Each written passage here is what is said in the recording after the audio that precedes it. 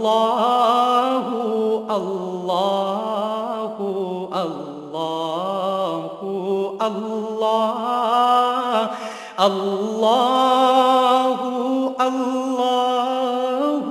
اللہ اللہ الحمد للہ رب العالمین والصلاة والسلام علی حبیبہ محمد وعلی آلہ وصحبہ اجمعین۔ اعوذ باللہ من الشیطان الرجیم، بسم اللہ الرحمن الرحیم۔ 12واں باب شروع ہوتا ہے اولیاء اللہ بزبان رسول اللہ صلی اللہ علیہ وآلہ وسلم۔ انسان کی حقیقی قدر و قیمت اور اصلی عظمت و برتری کا اندازہ اس وقت ہوگا جب اس کی فرد عمل مالک حقیقی کے سامنے پیش ہوگی۔ دنیا میں انسان ہمیشہ کوئی امیر ہے یا غریب، اسے اپنی عزت یا اپنی آنر کی بڑی فکر ہوتی ہے۔ وہ کسی درجے میں بھی ہے، وہ اپنی ایک حیثیت سمجھتا بھی ہے اور منوانا بھی چاہتا ہے، اور پوری انسانی زندگی اس کے گرد گھومتی ہے۔ لیکن فرماتے ہیں حقیقتاً اس بات کی سمجھ تب آئے گی جب انسان بارگاہ الوہیت میں روز حشر پیش ہوگا تو کس کو عزت ملتی ہے اور کون عزت سے محروم رہتا ہے، اصل بات وہاں ہوگی۔ اور اسے فوز عظیم کا معیدہ سنا کر انعام و اکرام کا مستحق قرار دیا جائے گا، جسے اس دن بہت بڑی کامیابی کی خوشخبری سنائی گئی اور اسے کامیاب قرار دیا گیا، وہ کامیاب ہوگا۔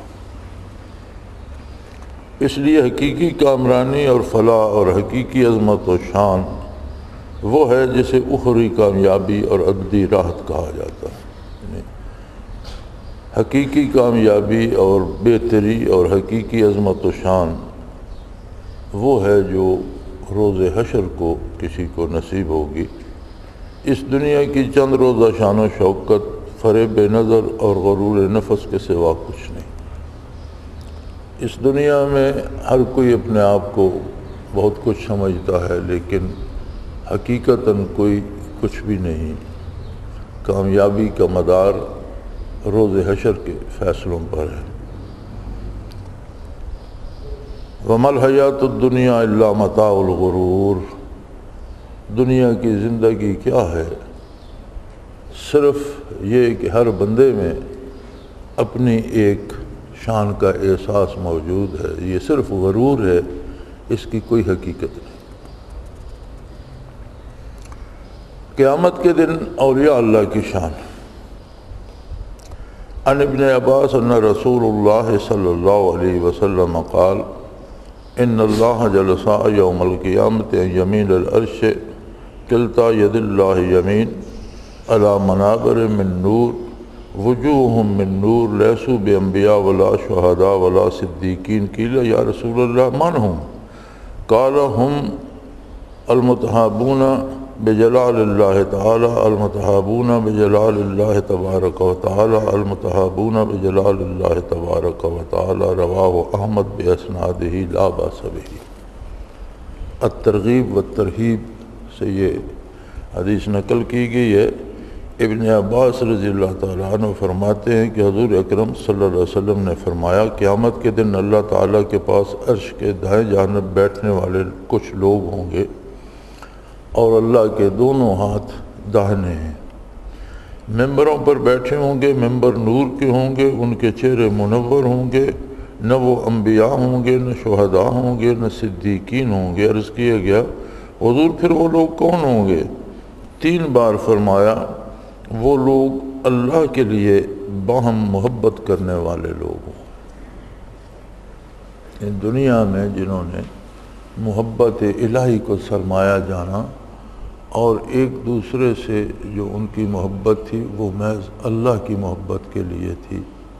یہ بڑی عجیب بات ہے، جسے ہم دنیا میں محبت کہتے ہیں دراصل وہ محبت ہے نہیں۔ محبت ایک جذبہ ہوتا ہے جو کسی کو کسی کا غلام بنا دیتا ہے۔ دنیا میں حقیقتاً کاروبار ہے، تجارت ہے، سودا بازی ہے، محبت نہیں ہے۔ سب سے زیادہ پیار ماں باپ کو اولاد سے ہوتا ہے، یعنی ماں کی محبت، باپ کی محبت اولاد سے، ان کے لیے وہ اپنا سرمایہ خرچ کرتے ہیں، بھوکے رہ کر ان کو کھلاتے ہیں۔ آپ پھٹے کپڑے پہن کر بچوں کو اچھے کپڑے پہناتے ہیں، بہت زیادہ محبت ہوتی ہے۔ لیکن جب بچے جوان ہوتے ہیں، اگر وہ کما کر نہ لائیں تو وہی ماں باپ انہیں بد دعائیں دے رہے ہوتے ہیں۔ اس کا مطلب ہے محبت تو نہ تھی، ایک امید تھی کہ کبھی یہ میرا سہارا بنے گا، تو یہ تو باہمی سودا بازی ہو گئی نا، محبت تو نہ رہی۔ اسی طرح دنیا کی جتنی محبتیں ہیں، کہیں عہدے کا لالچ ہے، کہیں پیسے کا لالچ ہے، کہیں محض وہم ہے، ایک موہوم سی امید ہے کہ مجھ پر مصیبت بنے گی تو یہ میرے کام آئے گا، خواہ مصیبت بنے تو وہ کام نہ آئے، لیکن ایک توقع ہے اس لیے اس کے ساتھ رشتہ جوڑا ہوا ہے، بھاگ رہے ہوں۔ جہاں کسی کی کوئی امید دم توڑتی ہے وہاں وہ محبت ختم ہو جاتی ہے۔ یا پھر جنسی خواہشات کے لیے کوئی کسی کے ساتھ چمٹا ہوا ہے، تو ان سب چیزوں کو محبت کہنا حقیقتاً محبت نہیں ہے۔ رسول اللہ صلی اللہ علیہ وسلم نے فرمایا کہ محبت حقیقی وہ ہے۔ اچھا جی، جتنی دنیا کی محبتیں ہیں ان میں رقابت ہے۔ آپ ایک شخص سے محبت کرتے ہیں، اس سے کوئی دوسرا کرتا ہے تو وہ دونوں رقیب کہلائیں گے، ایک دوسرے کے دشمن ہو جائیں گے کہ یہ تو میرا حق تھا، یہ کیوں کر رہا ہے۔ محبت الہی اور محبت نبوی علیہ صاحب الصلاۃ والسلام میں کمال یہ ہے کہ واقعی کسی کو اللہ سے محبت ہو تو اسے ہر اس بندے سے بھی محبت ہو جاتی ہے جو اللہ سے محبت کرتا ہے۔ واقعی کسی کو رسول اللہ صلی اللہ علیہ وسلم سے محبت ہو تو اسے ہر اس بندے سے بھی محبت ہو جاتی ہے جو حضور سے محبت کرتا ہے۔ یہ واضح اور بہت بڑا فرق ہے۔ تو حضور اکرم صلی اللہ علیہ وسلم نے فرمایا کہ اللہ کے ساتھ، اللہ کے عرش الہی کے پاس نور کے ممبر ہوں گے اور ان پر نورانی چہروں والے لوگ جلوہ افروز ہوں گے، حالانکہ وہ نہ نبی ہوں گے، نہ صدیق، نہ شہید، یعنی نبی، صدیق اور شہید کا رتبہ اس سے کہیں بلند ہے۔ یہ اس سے کم درجے کے لوگ ہوں گے، مگر نور کے ممبروں پہ بیٹھے ہوں گے۔ جب لوگوں کو دار و گیر کی فکر ہوگی، سوا نیزے پہ سورج ہوگا اور ہر چہرہ پریشان ہوگا کہ اب میرے ساتھ کیا ہوتا ہے، وہ بڑے مطمئن نور کے ممبروں پر نورانی چہرے لیے عرش عظیم کے پاس بیٹھے ہوں گے، اللہ کے عرش کے پاس بیٹھے ہوں گے۔ تو عرض کیا گیا یا رسول اللہ وہ شہید بھی نہیں ہے، صدیق بھی نہیں ہے، انبیاء بھی نہیں ہے، تو پھر وہ لوگ کون ہوں گے؟ تو آپ صلی اللہ علیہ وسلم نے 3 بار ارشاد فرمایا کہ وہ اللہ کے لیے باہم محبت کرنے والے لوگ۔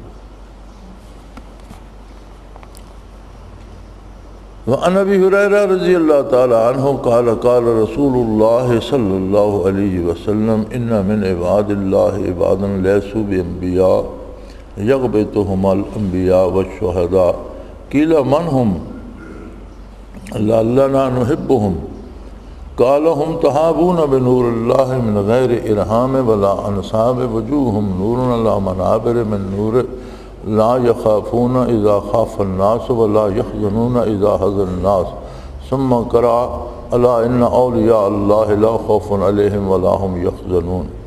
حضور اکرم صلی اللہ علیہ وآلہ وسلم نے فرمایا اللہ کے کچھ بندے ایسے ہیں جو انبیاء نہیں مگر قیامت کے دن انبیاء اور شہداء ان پر رشک کریں گے۔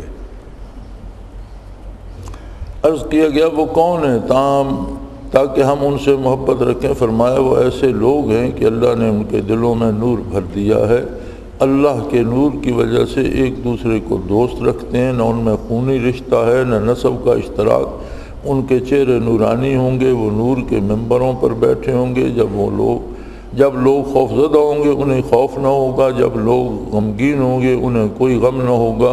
پھر حضور صلی اللہ علیہ وسلم نے یہ آیت تلاوت فرمائی، الا ان اولیاء اللہ لا خوف علیہم ولا هم یحزنون۔ تیسری حدیث شریف عن ابی امامہ قال قال رسول اللہ صلی اللہ علیہ وسلم ان اللہ عبادا یجلسهم یوم القیامت علی منابر من نور یغشی وجوہهم من النور حتی یفرغ من حساب الخلائق، رواہ الطبرانی باسناد جید۔ حضرت ابی امامہ رضی اللہ تعالی عنہ سے روایت ہے کہ رسول صلی اللہ علیہ وسلم نے فرمایا، اللہ کے کچھ بندے ہوں گے جو قیامت کے دن نور کے ممبروں پر بیٹھے ہوں گے اور ان کے چہروں پر نور ہوگا، حتیٰ کہ اللہ کریم مخلوق کے حساب و کتاب سے فارغ ہو جائے گا، یعنی مخلوق کا حساب و کتاب ہو رہا ہوگا اور وہ نور کے ممبروں پر آرام سے بیٹھے ہوں گے۔ وَنَبِي ذَرٍ قَالَ قَالَ رسول اللہ صلی اللہ علیہ وسلم ان من عباد اللہ لا ناس معهم بانبیاء ولا شہداء یغبطهم الانبیاء والشہداء یوم القیامہ۔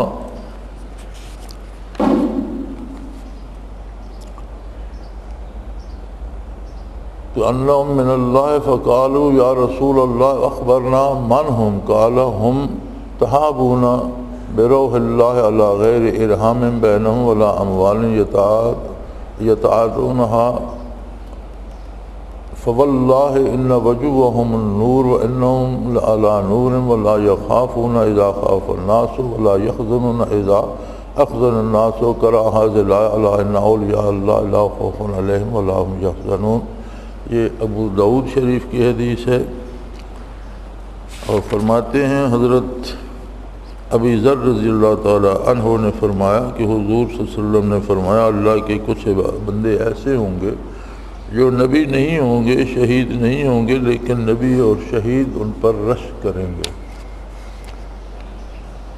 کیونکہ انبیاء علیہ السلام کو تو پوری امت کے ساتھ کھڑا رہ کر جواب دینا ہوگا۔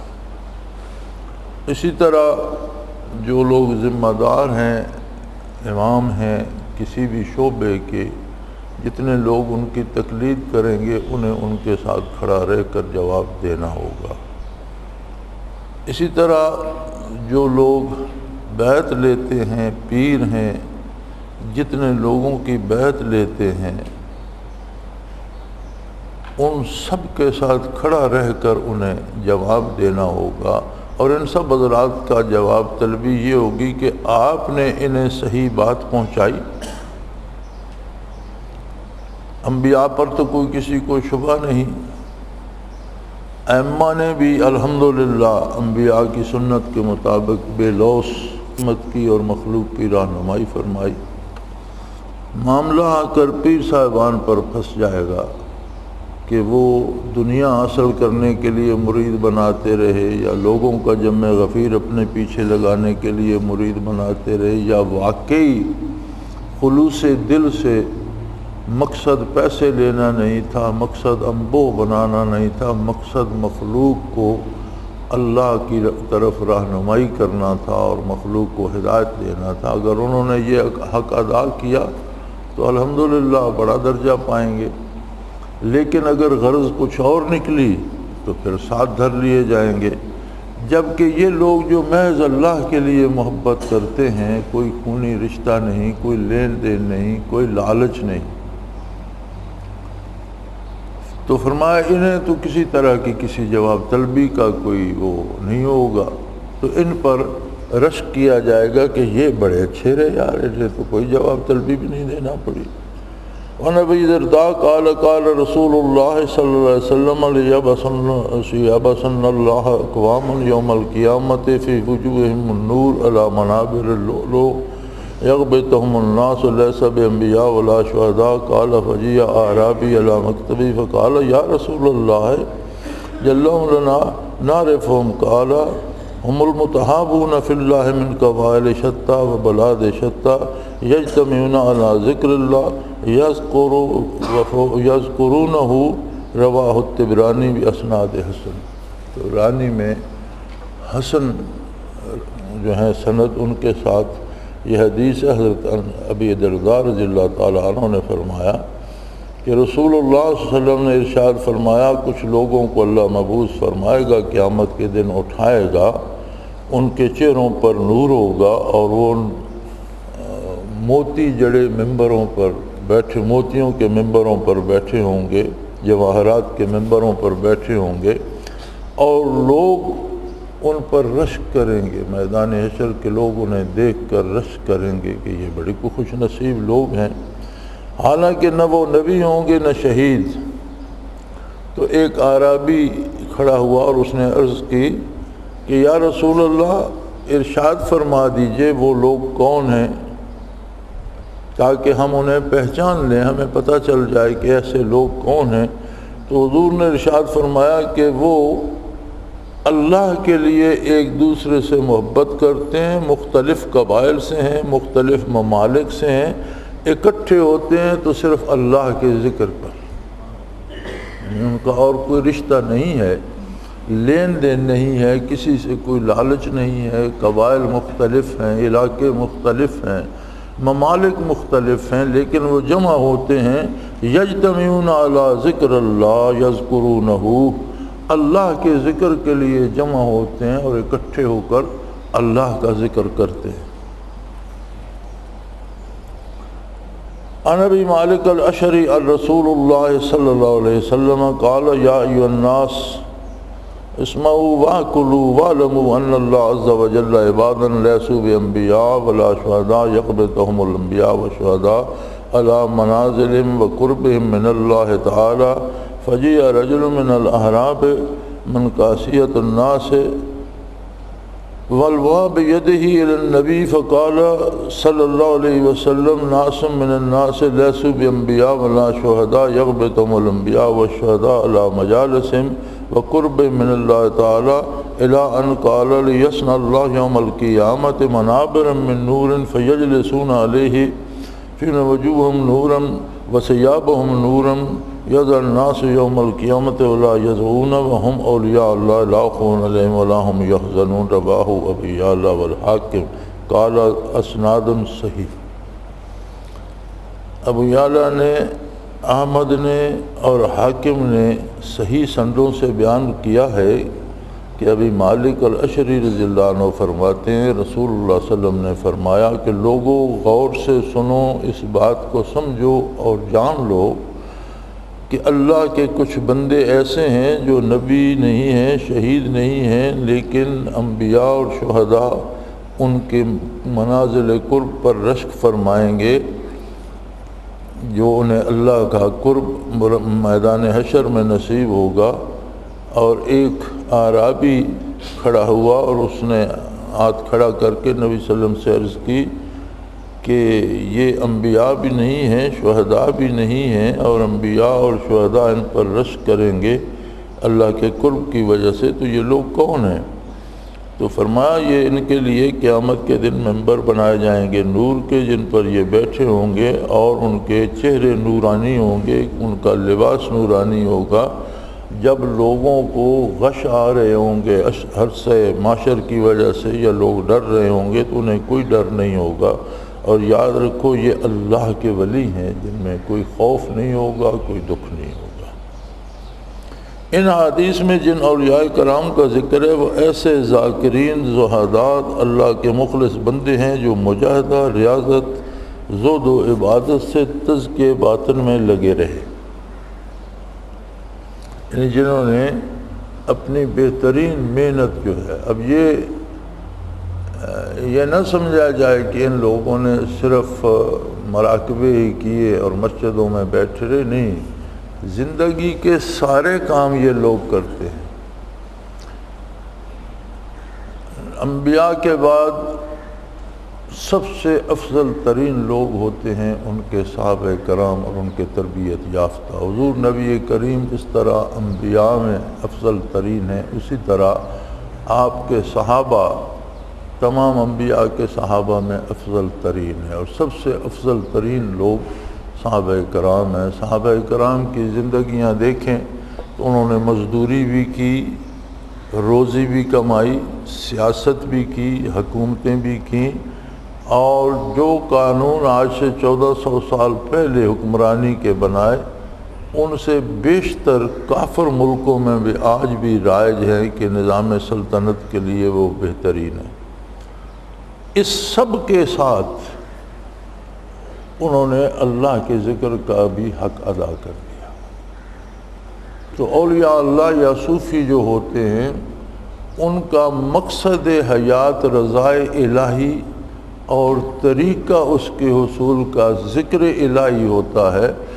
باقی سارے کام بھی کرتے ہیں لیکن کسی کام میں اللہ کو بھولتے نہیں۔ انہیں کوئی کاروبار حیات اللہ کے ذکر سے روکتا نہیں، بلکہ وہ کام بھی کرتے ہیں تو اس وقت بھی وہ ذاکر ہوتے ہیں، ذکر کر رہے ہوتے ہیں۔ جیسے وہ کہا گیا ہے کہ ہاتھ کارول دل یارول، کہ ہاتھ کام میں لگے ہوتے ہیں لیکن دل اللہ کی یاد میں لگا ہوتا ہے۔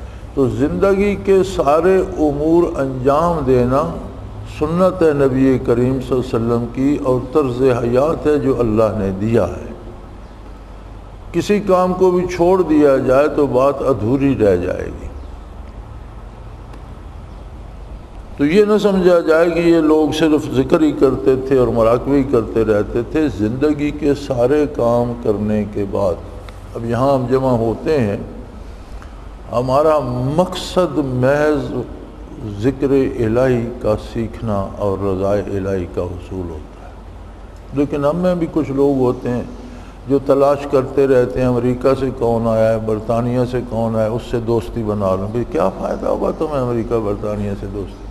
امریکہ برطانیہ میں جو بیٹھے ہیں ان کے حالات دیکھیں تو ان کے اپنے مسائل پورے نہیں ہوتے، وہ ہم سے زیادہ تکلیف میں۔ کوئی افسر آ جائے گا تو کچھ اس کے گرد ہو جائیں گے۔ تو یہ وہ لوگ ہیں جو آ تو جاتے ہیں لیکن مقصد کو نہیں سمجھتے۔ کوئی افسر ہے یا کوئی چھوٹا ہے یا کوئی بڑا ہے، مسجد میں جب آتا ہے تو سب ایک ہے، سب اپنے اپنے کام کے لیے آتے ہیں۔ اس کام کے لیے محبت کی جائے کہ یہ بندہ اللہ کی طلب، اللہ کی رضا کی طلب میں آیا، میں اس کے کسی کام آ سکوں، اسے کوئی بات بتا سکوں یا اس سے کوئی بات سیکھ سکوں، یہ ایک الگ بات ہے۔ دنیاوی مفاد کو درمیان میں لانے والا پھر ان شعبوں میں جتنی اس شعبے کی عزت ہے، اگر الٹ ہوا تو سزا بھی اسی نسبت سے ہوگی۔ ان حدیث سے جن اولیاء کرام کا ذکر ہے ویسے ذاکرین زہاد اللہ کے مخلص بنتے ہیں جو مجاہدہ اور ریاضت، زہد و عبادت سے تزکیہ باطن میں لگے رہے، اور انبیاء کرام اور اصحاب سلاسل بزرگوں کی شان تو ان سے بہت بلند ہے، کیونکہ ان حضرات نے اللہ کی مخلوق کو ہدایت کی راہ دکھائی اور اللہ کے بندوں کی اصلاح کی۔ پھر انبیاء کے غبطہ کرنے کی وجہ کیا ہو سکتی ہے؟ ان انبیاء کیوں رشک کریں گے ان پر؟ تو فرمایا اس کی وجہ یہ ہے کہ انبیاء کرام سے ان کی امتوں کے متعلق سوال ہوگا۔ انبیاء کرام کو تو پوری امت کو کھڑا کر کے جواب دینا پڑے گا، اور صحابہ سلسلہ بزرگوں سے ان کے مریدین کے متعلق سوال ہوگا۔ وہی بات آ گئی جو میں نے عرض کی تھی۔ اور صحابہ سلسلہ، مگر یہ لوگ اس ذمہ داری سے آزاد ہوں گے، تو اس بات پر وہ رشک کریں گے کہ بھئی ان کی ذمہ داری تو ہے نہیں اور عزت اتنی مل گئی ان کو۔ وہ شخص جسے اللہ تعالیٰ قیامت کے دن سوال و جواب کی فکر سے آزاد کر دے، اس کی شان کیوں کر قابل رشک نہ ہوگی؟ دینوی زندگی میں اولیاء اللہ کی حالت، یعنی دنیا میں کس طرح سے جیتے ہیں۔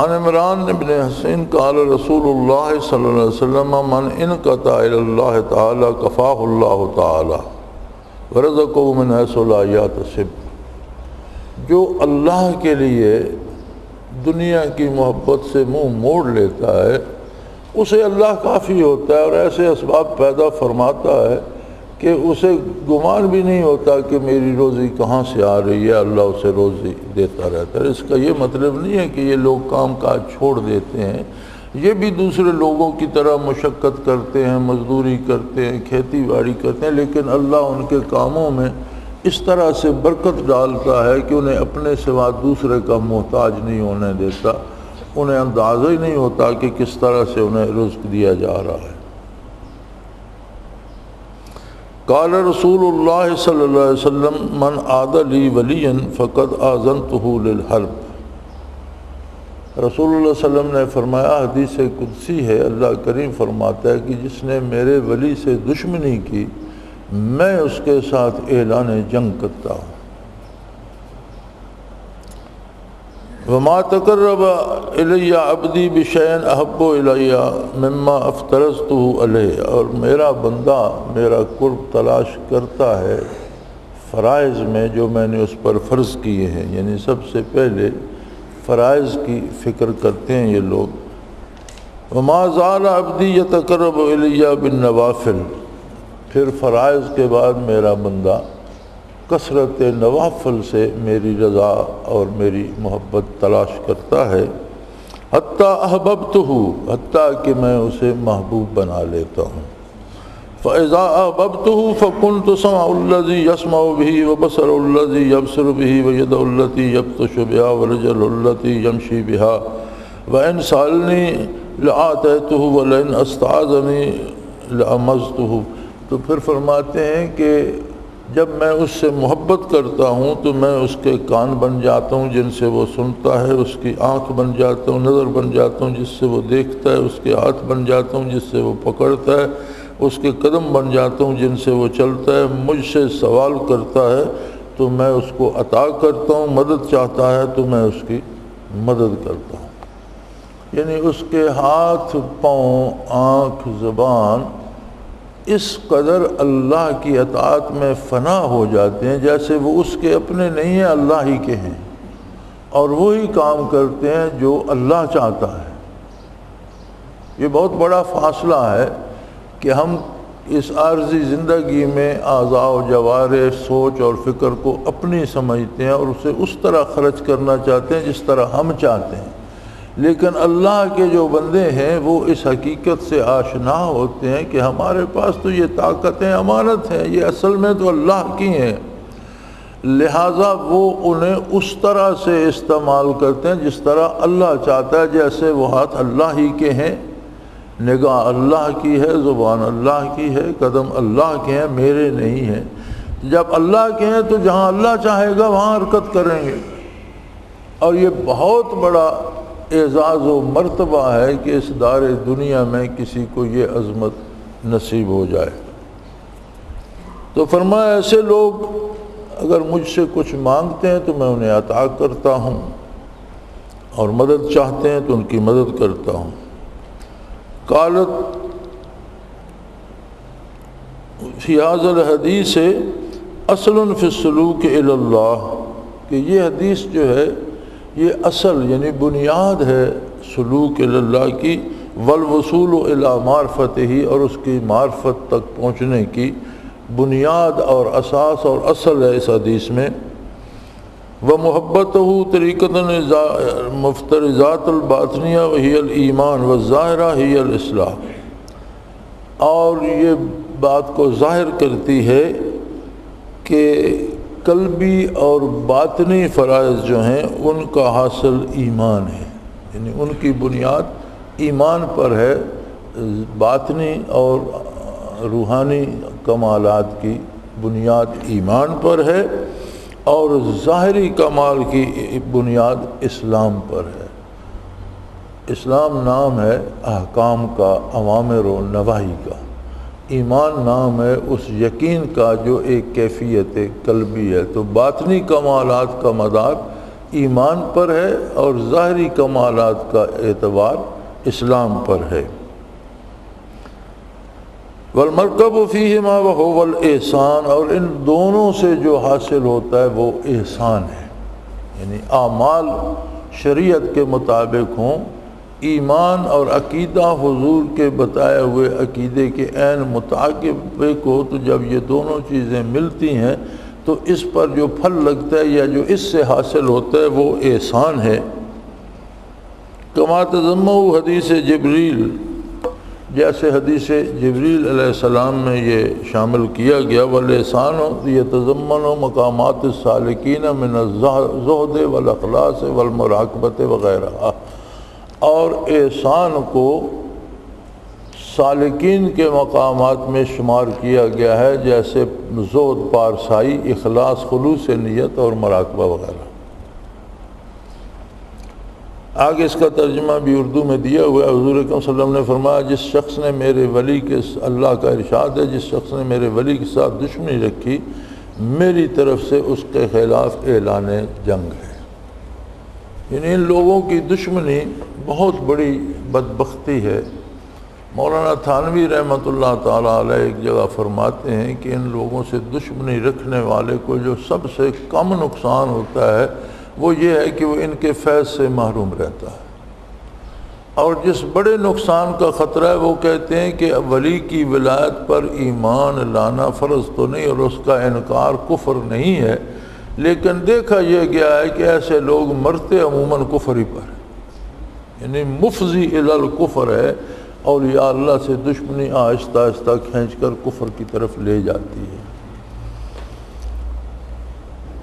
تو اللہ کا اعلان جنگ معمولی بات نہیں ہے، اس کا نتیجہ یہ ہے جس طرح جنگ کا نتیجہ ہلاکت ہوتی ہے کہ مقابل کو ہلاک کر دیا جاتا ہے، اللہ کی طرف سے جو سب سے بڑی ہلاکت ہے وہ کفر ہے کہ آدمی ایمان سے خالی ہو جائے، تو ہمیشہ کے لیے تباہ ہو گیا۔ فرمایا میرا بندہ میرا قرب حاصل کرنے کے لیے جو کچھ کرتا ہے وہ میرے نزدیک سب سے محبوب ہے، وہ عبادت ہے جو میں نے اس پر فرض قرار دی۔ میرا بندہ ہمیشہ نوافل کے ذریعے میرا قرب حاصل کرتا ہے، حتیٰ کہ میں اسے محبوب بنا لیتا ہوں۔ جب میں محبوب بنا لیتا ہوں تو اس کے کان بن جاتا ہوں جس سے وہ سنتا ہے، اس کی آنکھیں بن جاتا ہوں جس سے وہ دیکھتا ہے، اس کے ہاتھ بن جاتا ہوں جس سے وہ گرفت کرتا ہے، اس کے پاؤں بن جاتا ہوں جس سے وہ چلتا ہے۔ جب وہ مجھ سے سوال کرتا ہے تو میں اسے دیتا ہوں، میرے پاس پناہ ڈھونڈتا ہے تو اسے پناہ دیتا ہوں۔ علامہ توفی نے کہا کہ یہ حدیث سلوک اللہ کی اور محبت و معرفت کے وصول کی راہ پر چلنے میں اصل کی حیثیت رکھتی ہے۔ اس کا طریقہ فرائض باطنیہ یعنی ایمان اور ظاہرہ یعنی اسلام اور ان دونوں سے مرکب یعنی احسان کی بجا آوری ہے، جیسا کہ حدیث جبریل سے ظاہر ہے، اور احسان عبارت ہے مقامات سالکین سے، جیسے زہد، اخلاص، مراقبہ وغیرہ۔ قرب الہی کے مدارج، یہ ذکر کیا جا چکا ہے کہ ولایت کے دو رکن ہیں، اول اتباع شریعت، دوم باطن کا انوار حقیقت میں مستغرق ہو جانا۔ یعنی ولایت کے دو شعبے ہیں، ظاہراً شریعت کا اتباع اور باطناً انوار حقیقت میں مستغرق ہو جانا۔ ولایت کا مفہوم ہے حصول قرب الہی، اور اس کا جسے آپ انگریزی میں الٹیمیٹ رزلٹ کہتے ہیں، اس کا ما حصل، اس سے جو وصول ہوتا ہے، اس کا جو ٹارگٹ ہے وہ ہے قرب الہی کا حصول۔ اور آگے اس کے بھی دو راستے ہیں، اول اطاعت الہی اور دوم اجتناب ازمائش، اللہ کی اطاعت اور اللہ کی نافرمانی سے بچنا اپنے پورے خلوص کے ساتھ۔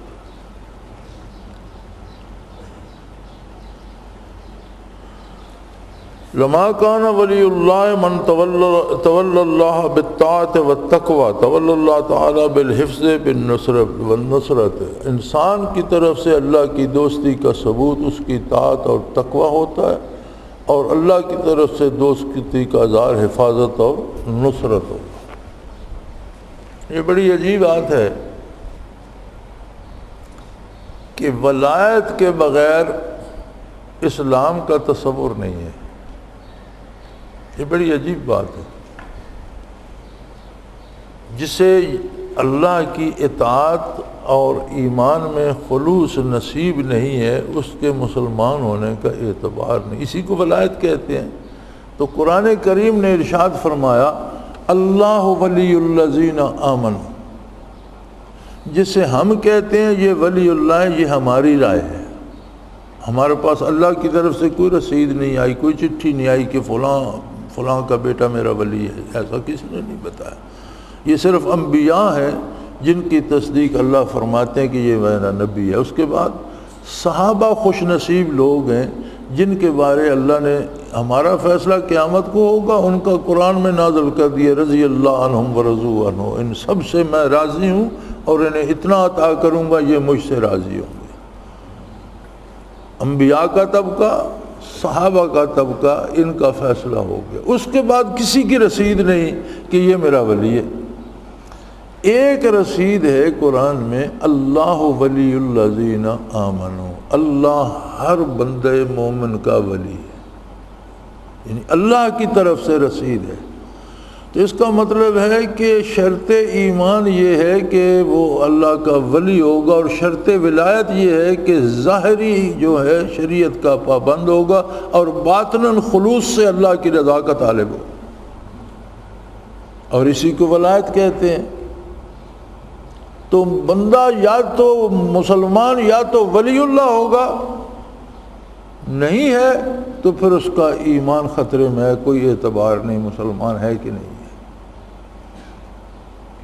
یعنی ولی اللہ ہونے سے یہ مراد نہیں کہ سب کے منازل بہت بلند ہوں گے، لیکن اس میں بنیاد دو باتیں ہوں گی۔ ایک ظاہری اعمال اس کی پوری کوشش ہوگی کہ میں شریعت کا اتباع کروں، اگرچہ اس سے غلطی ہو سکتی ہے، کہیں غلطی ہوگی تو روئے گا دھوئے گا، اللہ سے معافی مانگے گا، اس غلطی کو چھوڑ دے گا۔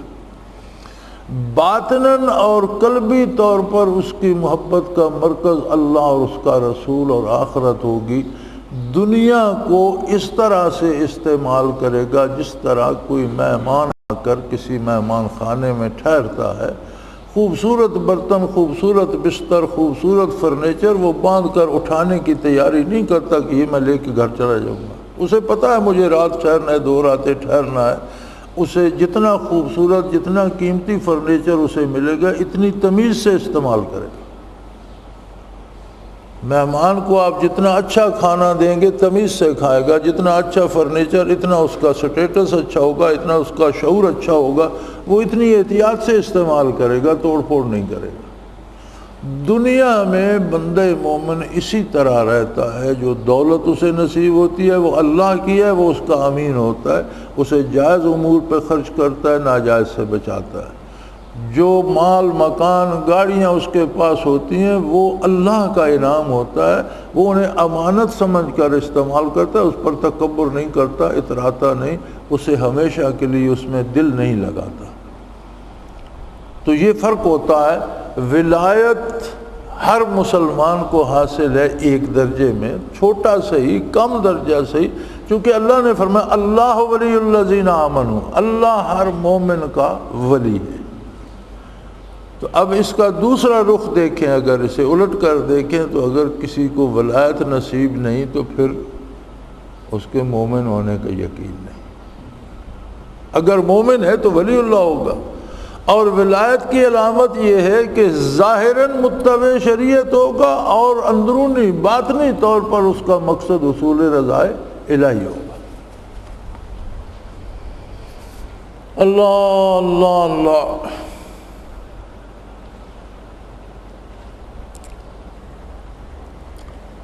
قرب فرائض، بخاری شریف کی مندرجہ بالا حدیث قدسی سے قرب الہی کے 3 مدارج ثابت ہوئے: قرب فرائض، قرب نوافل اور درجہ محبوبیت۔ قرب فرائض یہ ہے کہ بندہ اپنی ہستی کو مٹا دے، جس کو صوفیہ فنا ذات سے تعمیر کرتے ہیں، یعنی انسان اپنا ارادہ مٹا دے، خود محض آلہ بنے۔ ہستی کو مٹانے سے مراد یہ ہے کہ جو چیز فرض ہے جتنی ممکن ہے وہ کر سکتا ہے اتنی وہ کرے، ہر حال میں کرے، بہانے تلاش نہ کرے کہ یہ ہو گیا وہ ہو گیا، طبیعت ٹھیک نہیں ہے، آج یہ ہے آج وہ ہے۔ یہ طبیعت بھی اور موڈ بھی ہمارا عجیب شے ہے کہ ذرا کسی کو چھینک آ جائے تو دنیا کا کوئی کام نہیں چھوٹتا، دفتر بھی چلا جائے گا، دکان پر بھی چلا جائے گا، جانور چرانے بھی، جو جس کا کام ہے وہ کرے گا، لیکن جب فرائض کا وقت آئے گا تو کہے گا آج طبیعت ٹھیک نہیں، یعنی باقی سب کام کے لیے ٹھیک ہے، صرف فرائض کے لیے ٹھیک نہیں ہے۔ تو قرب فرائض یہ ہے کہ فرائض کو وہ لازمی اختیار کرے جب تک اور جہاں تک اس کا بس چلتا ہے۔ جہاں اس کا بس نہیں چلتا لا یکلف اللہ نفسا الا وسعہا، جہاں وہ بے بس ہو جاتا ہے وہ مکلف ہی نہیں ہے۔ اب صلاۃ میں کھڑا ہونا قیام جو ہے یہ فرض ہے، لیکن ایک شخص کھڑا نہیں ہو سکتا تو اس پر فرض ساقط ہو جاتا ہے، وہ بیٹھ کر نماز پڑھ لے۔